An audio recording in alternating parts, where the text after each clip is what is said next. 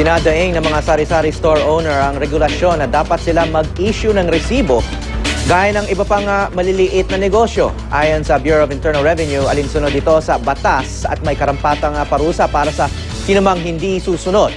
May news to go si Marisol Abdurrahman.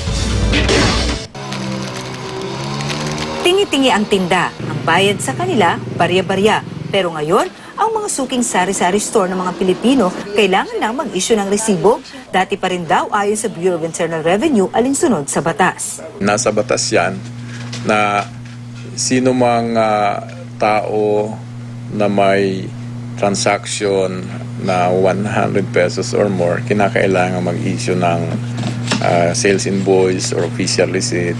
Sales invoice kung paninda or goods, official receipt kapag serbisyo ang binibenta. Paano naman kami mag-issue ng resibo ay sentabo lang ang kinikita namin. Tapos yung puhunan namin, inuutang pa.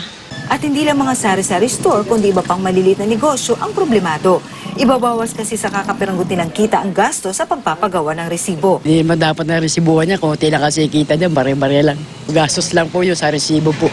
Ang barberong si Mang Edgar, wala raw problema sa pag-i-issue ng resibo. Kasi wala namang ibang pagpipilian kung talaga nasa batas. Yun dapat talaga masunod. Kesa mawala ng Oo, kaysa mawala ng hanap buhay, susunod na lang kami.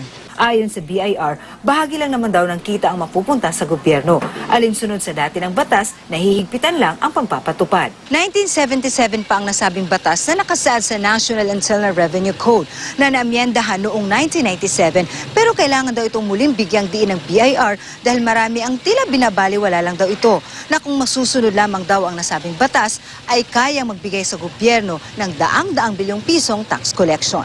Kunting kinikita pag pinagsama mo po yan bilyonis yan At wag na raw kumontra pa dahil obligasyon ang pag-i-issue ng resibo at pagbabayad ng buwis na may karampatang parusa kung hindi tutuparin.